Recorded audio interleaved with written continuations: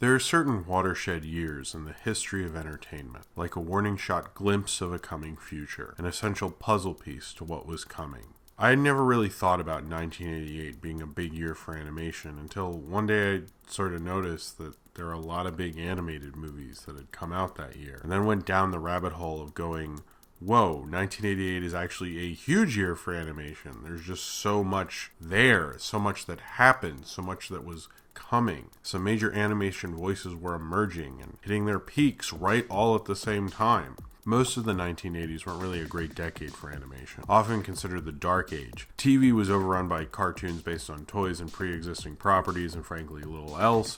Theatrical animation was barely happening at all, and when it tried, it never really actually did very well. I was just a kid watching cartoons, happy just because honestly there were cartoons.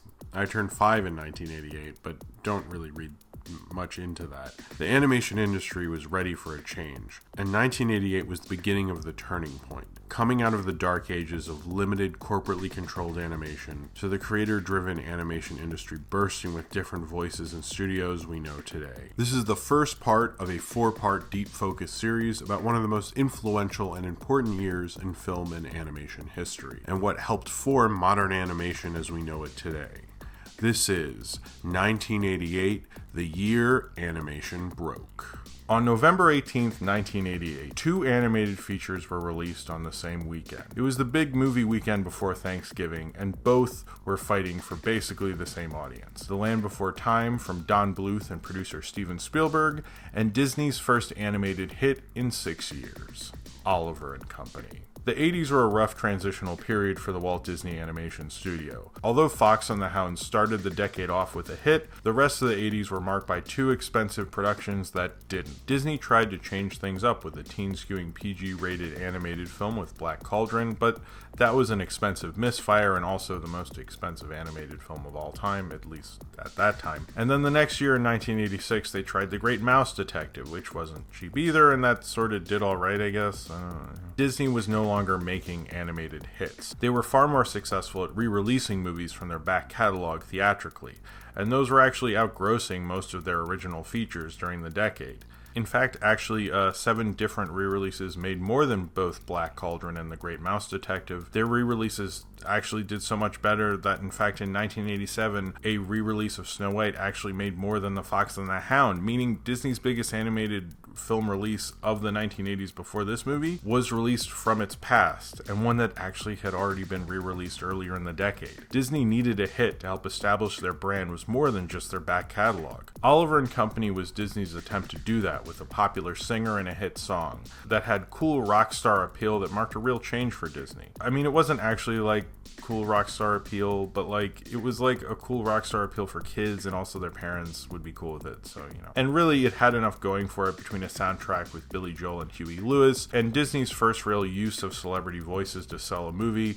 and with Disney marketing, it's no wonder Oliver and Company became one of the highest grossing animated movies of the 80s. However, it's probably actually my least favorite of anything else I'll talk about in this series, although it's considered by many to be a positive change for the company right before the Disney Renaissance started the next year with The Little Mermaid. Other than that really catchy, why should I worry? I've always viewed this as a populous hit Disney needed and really nothing more. I was a kid then and it barely registers with me as part of my childhood. That's mostly due to the quality of this film, but also because Disney didn't actually release Oliver and Company on VHS until 1996, meaning it took 8 years for this movie to make it to home video. So most kids at the time saw it once in theaters and maybe an airing on Disney Channel, and that's it. It's not really a film good enough to make that much of an impression, and its lack of any cultural imprint is a testament to that. However, its competition, The Land Before Time, did.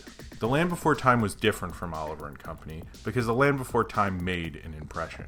Sure, it's a kid dinosaur movie, and sure, that's like an easy way to make a hit, but Don Bluth's use of character and how well he used actors and the emotions of his characters in his movies, and particularly in this movie, that made it a huge part of the late 80s for any kid. It wasn't just that Don Bluth outgrossed Disney in its opening weekend, he outdid them in terms of cultural significance. The Don Bluth vs. Disney story had been building throughout the decade. When he left Disney on his birthday in 1979, he took Gary Goldman, John Pomeroy, and 9 other animators animators whose names I probably should have looked up but didn't, and that caused Fox and the Hound to actually be delayed by 8 months. Then, soon after, creating his own studio and making his first feature film, The Secret of Nimh, and then the Laserdisc games Dragon's Lair and Space Ace. Steven Spielberg, who was a fan of Secret of Nimh, became a producer for Don Bluth's next film, American Tail, which became the highest-grossing non-Disney animated film ever and outgrossed Disney's Mouse movie released that same year. It was obvious before that Don Bluth was making the better family animated films at the time, but going against Disney on the same day, and not only outgrossing them, but making a much better movie as well, was the victory lap that Disney was not the only name in feature animation anymore. There's always been this theory that Don Bluth ignited a fire under Disney and that started the Renaissance, but I think it signifies something more. That another studio could come in and actually make a brand for themselves and outdo Disney both financially and culturally. It's a great emotional road movie about kids trying to find their way to a new home. And what it says about friends and family is more relatable on such a basic human level. It almost feels too real to be about a bunch of kid dinosaurs having an adventure. When I was a kid and saw that argument between Littlefoot and Sarah, it felt dramatic. It was real in a way that I didn't see from current Disney or from most animation directed at kids. This hits you in a way of relatability that just feels almost unreal. Something that Don Bluth fully understood and doesn't just disregard as a silly kids thing. He gives it all the weight that those characters are feeling, and you as an audience can't help but feel that in that moment. The victory of Don Bluth and the triumph of this film are almost one and the same. They did something that no Hollywood feature animated film and no film from the previous animation leader in this medium was doing in the decade before. It spoke to kids and told them an unforgettable story that even if you haven't been on that journey, it felt real enough that you felt like you could be.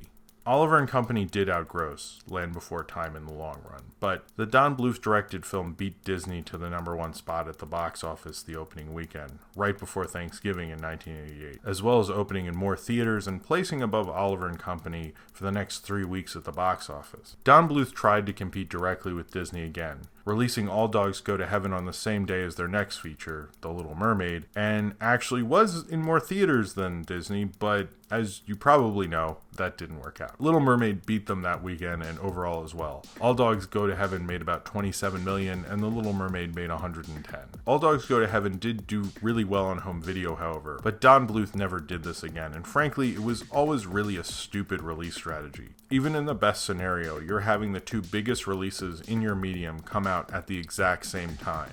There's a reason the Beatles and the Rolling Stones put out their albums away from one another, but I guess it was more about the bragging rights than effectively picking a release date. And in the case of this time, and really the only time, it signified the future, and that someone could take on Disney, and it could actually work out. I'm Jim Gisriel, and this was Deep Focus. Next time on 1988, the year animation broke, I'm going to be talking about the greatest and most flawed double feature in animation history.